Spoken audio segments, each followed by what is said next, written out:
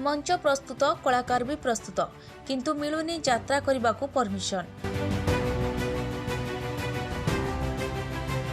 Covid कटकणा जोगु बंद रहितबा यात्रा केबेठारु permission देबे सरकार एहाकु चाहि बसिछंती यात्रा कलाकार।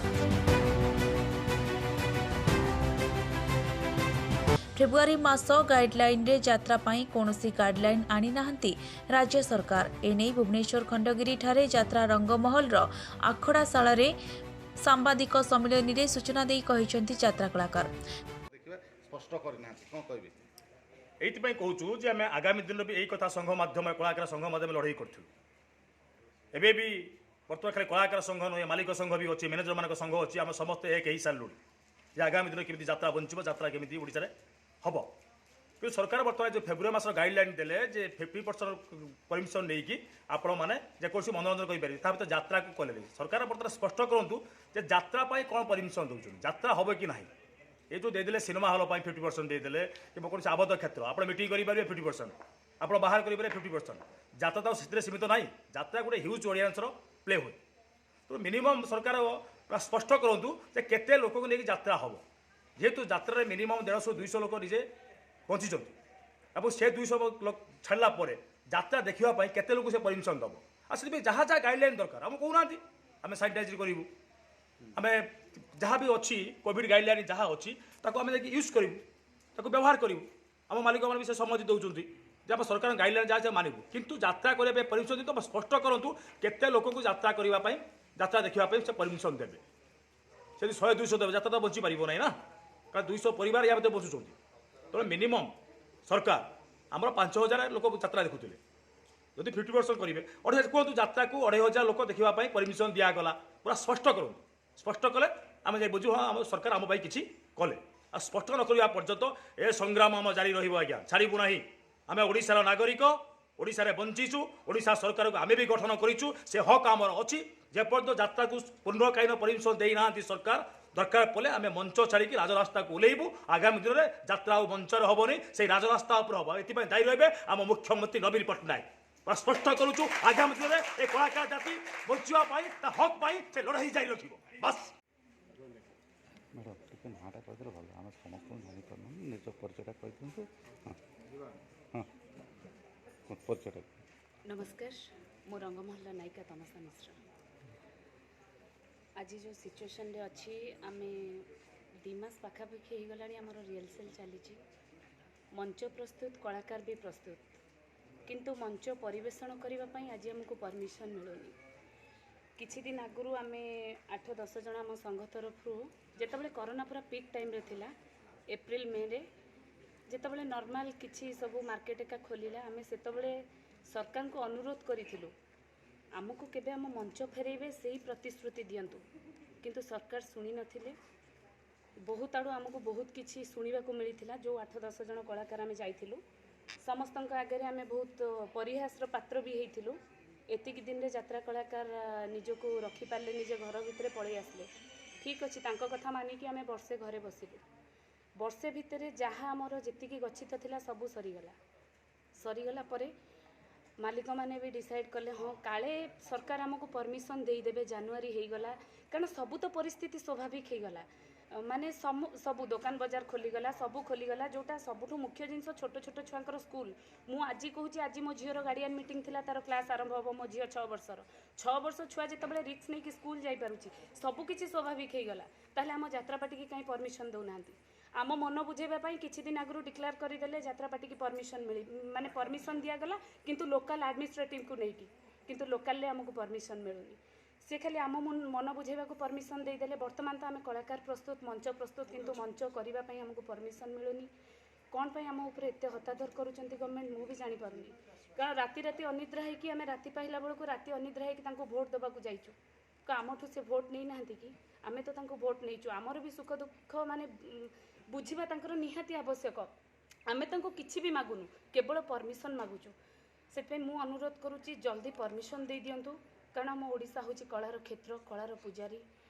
जोठी की कला संस्कृति को लेकिन ओडिशा बुझे किछि दिन तले वेस्ट बेंगल में ममता बानार्जी जी अण ओडिया है कि आम यात्रा को परमिशन देले आम ओडिशार यात्रापाटी जाइए सेठी नाचुची किंतु आम ओडिशार यात्रार परमिशन नहीं सेटा हमको बहुत दुख लगुच आमे अनुरोध करुचु तुरंत आम यात्रा को परमिशन दिया जाऊ जदि न दियंती आमे बाध्य होई राजरास्ता को ओल्हेबू राजरास्ता को ओल्हेकी से मुख्यमंत्री घर सामना रे ही आमे आत्महत्या करने को बाध्य होबू रहुछि। नमस्कार। ओडिशा राज्य सरकार श्रीजुक्त नवीन पट्टनायक महोदय को मु अनुरोध करी कहूची आमर यात्रा मंच आमको फेरई दिंतु आम कला केमिति बंचिबा आमे केमिति बंचिबा आम पिला छुआ केमिति बंचिबे से आम प्रति टिके दृष्टि दिंतु। आज दीर्घ 10 मास है आम मरीगलुणु आज्ञा आज्ञा 10 माने एमती कि सुना रूपा जहाँ जहाँ पाखे थेला जगह बाड़ी बहुत कलाकार बहुत किसी बिकिकी निज घर संभालुंट आम पाखे कि ना आज्ञा पेट को खाइबा को दाना ना मालिक मैंने आमको 2 मास है रियल दौरान तथापि से भी मालिक मैंने आमको चाहिए आमको किसी पैसा भी तादे दौरान आम घर चलाउं केते दिन भी से चलेबे आम ये संस्थार बंचीचु ये संस्था आमको शीघ्र फेरई दिंतु ये मंच आमको फेरई दिंतु मोर एतिक अनुरोध मते मु कहबा चाहूँ कि आम मंच आमको फेरातु केमिति आमर यात्रा पार्टी परमिशन मिलिबो से सरकार दृष्टि दिंतु सरकार आमको एतिक अनुमति दिंतु चारिआडे यात्रा आम कर बंचबू। आज वेस्ट बेंगल वाला से भी यात्रा करें आमर ओडिशा यात्रा पार्टी जाए यात्रा से कले से जदि दे पारुचंती परमिशन ताले आमर ओडिशा राज्य सरकार कौन पाई परमिशन दे पारिबे नाही पाखे कौनटा अभाव रही दे पारे जो ममता बानार्जी जड़े लेडी लीडर होकर से परमिशन देती जे आमर ये जड़े जेन्स लीडर जे कि ओडिशा राज्य सरकार विगत 15-20 वर्ष आसिक जड़े से लीडर से कहीं परमिशन दे पारना ओडिशा कोरोना मुक्त कहीं से ये करना से मोर अनुरोध आपण आमको एतिकी साहाय्य करंतु एतिकी आम प्रति दृष्टिपात दिंतु आम मंच आमको फेरई दिंतु आमर किछि कहबार ना। मु टाइया यात्रा रंगमहल जड़े कलाकार आज्ञा ए राज्य सरकार सबू हाट बजार खोली सारे आप देखुए राजधानी में बड़ बड़ मेला हो तोशाली मेला हो प्रदर्शनी चली किंतु यात्रा को एपर्यंत परमिशन दौना किंतु पड़ोशी राज्य पश्चिमबंग में जाकि तुलसी गणनाट्य मंचस्थ करुच्ची किंतु ओडिशा रे गोटे एत बड़ गोटे पुराणा जोटा संस्कृति रही कि खंडगिरी माघ मेला जो खंडगिरी यात्रा हुए किंतु एपर्यंत सरकार किसी घोषणा करना। शुणु प्रथम कथा है जाणिकी अजणा होती बिले आखि बुझी बुझी क्षीर पिला भाया कम हो सबु सेक्टर खोलीगला आम सेक्टरटा बहुत दुर्दिन भितर गति करुच्ची छोट ठू बड़ पर्यंत समस्ते हैरान होती कहीं वर्षे होगला सब सेक्टर जारे जॉब अच्छी से जॉब करें तो केवल कला परिवेशन कले यात्रा कले ही चलू। ओडिशा होची कला ऐतिह्यर राज्य ओडिशा बाहर परिचय होची केवल कला क्षेत्र पर ओडिशा होची फेमस से जिनसटा सरकार नजर को एपर्यंत आसुनी ये 50,000 कलाकार से भी चिंता करूना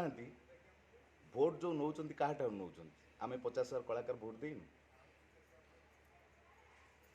से मैंने दृष्टिगोचर करने कथा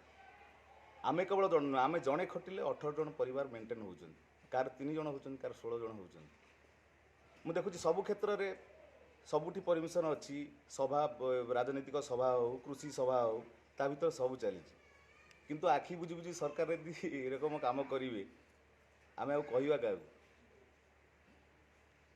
तेणुक मु राज्य सरकार को अनुरोध करुच्ची तुरंत आम उपर नजर दिंतु दृष्टिगोचर करी आमको शीघ्र परमिशन देले आम यात्रा करूँ। लोकों भितर जो आतंक सृष्टि करते कोविड-19 पाई सारा विश्व सब बंद थिला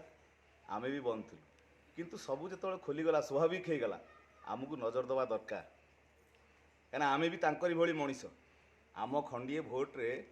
सी आज जो लेवल पहुँच जो सरकार आज स्टैंड बाय होती से आमरी भली नागरिकों भोट रे होती आमे भी ता भितर बाद पड़िनु सेटा आगे नजर देवा दरकार समस्त काम धंदा तो अलग अलग तो आमर तो मंच ना तो आमे ना तेणु सरकार पर एति गुहारी करुच्ची सबू माने मालिक कतु आरंभ करी समस्ते मनस्ताप भितर रोचन बहुत कलाकार आ भितर जीवन हरईदे कोविड समय हृदघात मरी जाइछन्ति बहुत कलाकार पैसा चिंतार चलैबा को पैसा नहीं बापा एकुटिया रोजगार करथुला 16 जन परिवार मेंटेन करथुला तो गोटे वर्ष बंद हो गले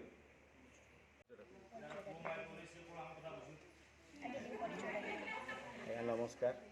मु भरत चंद्र दास यात्रा जगत हास्य अभिनेता आज की दीर्घ 45 वर्ष है आज्ञा मु यात्रा अभिनय जगत में बंची आसूची ତେଣୁ ଆଗରୁ ଅନେକ ଥର ମୁଁ ଶୁଣିଛି ଲୋକମାନେ କୁହନ୍ତି ଯାତ୍ରା ଆଉ ଚାଲିବନି। ମୁଁ ଶୁଣିଥିଲି, କିନ୍ତୁ ଆଜ୍ଞା ଏ କରୋନା ମହାମାରୀ ପ୍ରକୃତ କରିକିରି ଦେଖେଇଦେଲା ଯେ ଆଜି ଗୋଟିଏ ବର୍ଷ ହେଇଗଲା ଯାତ୍ରା ବନ୍ଦ ହେଇଗଲା। ତେଣୁ ଆମେ କଳାକାର କେମିତି ବଞ୍ଚିବୁ, କ'ଣ କରିବୁ, ଏଇ ଚିନ୍ତାରେ ଗୋଟିଏ ବର୍ଷ ଆ ଭିତରେ ଅତିବାହିତ କରିଗଲାଣି। ତାପରେ ମଝିରେ ମଝିରେ ସରକାର ଆମକୁ ଆଶ୍ୱାସନା ଦେଲେ ଯେ ହଁ କୋଭିଡ଼ କମିଲା ପରେ ଆମେ ପରମିଶନ ଦେବୁ କି ଆପଣମାନଙ୍କ ପାଇଁ ଚିନ୍ତା କରିବୁ। ଆମର ବହୁତ କଳାକାର ଭାଇ ମଝିରେ ସଂଘବଦ୍ଧ ହୋଇକରି ଯାଇଥିଲେ, ସେମାନେ ବି ତାଙ୍କୁ କହିଥିଲେ ଯେ ହଁ କିଛି ଦୁଃଖ କର ନା, ଆମେ ଅଳ୍ପ ଦିନ ଭିତରେ କିଛି ଚିନ୍ତା କରିକି ଆପଣମାନଙ୍କ ପାଇଁ କିଛି ଚିନ୍ତା କରିବୁ। କ'ଣ ଚିନ୍ତା କଲେ କେଜାଣି ଆମର ଯାତ୍ରା ଜଗତଟାକୁ କ'ଣ ସେମାନେ ଭାବିଛନ୍ତି, ଗୋଟେ ହୁଏତ 21 ପାଲା କି ଗୋଟେ ଠିଆ ପାଲା କ'ଣ ଭାବିଲେ ଯେ କହିଲେ 50-25 ଲୋକ ହେଲେ ସାଂସ୍କୃତିକ କାର୍ଯ୍ୟକ୍ରମ ହେଇପାରିବ। କିନ୍ତୁ ଆମେ ଆଜ୍ଞା ଏମିତି ସାଂସ୍କୃତିକ କାର୍ଯ୍ୟକ୍ରମରେ ଯୋଗ ଦେଇଛୁ ଯେ କି ଆମକୁ ଅତି କମ୍ରେ 2000-2500 ଲୋକ ନହେଲେ ଆମ ପରିବେଷଣରେ ଆମ ମାଲିକ ବଞ୍ଚିପାରିବେନି କି ଆମେ କଳାକାର ବଞ୍ଚିପାରିବୁନି। ତେଣୁ ଆଜି ପର୍ଯ୍ୟନ୍ତ ଆମେ ସେଇଆକୁ ଅପେକ୍ଷା କରି ବଞ୍ଚିଛୁ। ତେଣୁ ଆଶା କରୁଛୁ ମଝିରେ ଏଇ ରବୀନ୍ଦ୍ର ମଣ୍ଡପରେ ଗୀତିନାଟ୍ୟ ପ୍ରୋଗ୍ରାମ ହେଇପାରିଲା, ହୁଏତ ଯାତ୍ରା ପାଇଁ ପରମିଶନ ନାହିଁ। ଆ ପାଇଁକି ବି ଆମର ଅନୁଷ୍ଠାନ କେତେ ଦିନ ଆଉ ମାଲିକମାନେ ଖର୍ଚ୍ଚ କରିବେ। ଅନେକ ପଇସା ଖର୍ଚ୍ଚ କଲା ପରେ ବାଧ୍ୟ ହୋଇକରି ସେମାନେ ବେଙ୍ଗଲର ଆଶ୍ରୟ ନେଇ ମମତା ବାନାର୍ଜୀଙ୍କ ପାଖରୁ ପରମିଶନ ଆଣିକିରି ବେଙ୍ଗଲରେ ଯାତ୍ରା ପରିବେଷଣ କଲେ। ତେଣୁ ଆମେ ଆଉ ଅପେକ୍ଷା କରିପାରିବୁନି। ଆମ ରାଜ୍ୟ ସରକାରଙ୍କୁ ଶ୍ରୀ ଯେଉଁ ନବୀନ ପଟ୍ଟନାୟକଙ୍କୁ ଅନୁରୋଧ କରୁଛୁ, ଖୁବ୍ ଶୀଘ୍ର ଏ ଦୁଷ୍ଟ କଳାକାରଙ୍କୁ ଟିକେ ଚାହାନ୍ତୁ, ତାଙ୍କ ପରିବାରକୁ ବଞ୍ଚାନ୍ତୁ। ଏତିକି ନହେଲେ ଆମର କଳାକାର ନିଶ୍ଚୟ ଦିନେ କ୍ଷୁବ୍ଧ ହୋଇକରି ରାଜରାସ୍ତାକୁ ଓହ୍ଲାଇବେ। ତେଣୁ ଆମେ ତ ଦୁଷ୍ଟ କଳାକାର, ହୁଏତ ଆମେ ରାଜରାସ୍ତାକୁ ଓହ୍ଲାଇବା ଧମକ ଦେଲେ ସେ ସେଇଟାକୁ ହାଲୁକା ଭାବୁଛନ୍ତି କି କ'ଣ, ବାରମ୍ବାର ଆମକୁ ଗୁହାଳ ପୋଛିବାକୁ ନ କହି ଟୋକେଇ ଥୋଇ ଦେଉଛନ୍ତି। ତୁମେ ଯାତ୍ରା କରିପାରିବ କିନ୍ତୁ ପରମିଶନ ତୁମ ଲୋକାଲରୁ ଆଣିବ। ତେଣୁ ଲୋକାଲ ପରମିଶନ ତ ତାଙ୍କୁ ଅପେକ୍ଷା କରିଛି ନା, କିଏ ସେ ରିକ୍ସ ନେଇଛି ଆମକୁ ରିକ୍ସ ଦେବ, ଆମକୁ ଦେବ ଯେ ପରମିଶନ ଯେ ଯାତ୍ରା କର। ତେଣୁ ପ୍ରତି କଲେକ୍ଟର ପୋଲିସ ଆମକୁ ସେ ଭୟରେ ବି ପରମିଶନ ଦେଉନାହାନ୍ତି। ତେଣୁ ଆମେ ଅନୁରୋଧ କରୁଛୁ, ବେଶୀ କହିକିରି କିଛି ଲାଭ ନାହିଁ। ସରକାର ଆମକୁ ଦୃଷ୍ଟି ଦିଅନ୍ତୁ, ଆମ ପିଲାଛୁଆଙ୍କ ଉପରେ ଦୃଷ୍ଟି ଦିଅନ୍ତୁ, ଆମ ପେଟ ପାଟଣା ଇଏ। ତେଣୁ ଆମେ ହାତ ଯୋଡ଼ୁଛୁ, ଖୁବ୍ ଶୀଘ୍ର ଯାତ୍ରା ପାଇଁ ଆମକୁ ଅନୁମତି ମିଳୁ, ଆମ ମଞ୍ଚ ଆମକୁ ଫେରେଇ ଦିଅନ୍ତୁ। ଏତିକି କହି ମୁଁ ଆଜ୍ଞା ବିଦାୟ ନେଉଛି। ଦୀର୍ଘ 10 ମାସ ଧରି ଯାତ୍ରା କଳାକାରମାନେ ଘରେ ରହି ରୋଜଗାର ହରାଇଥିବା କହିଛନ୍ତି କଳାକାର।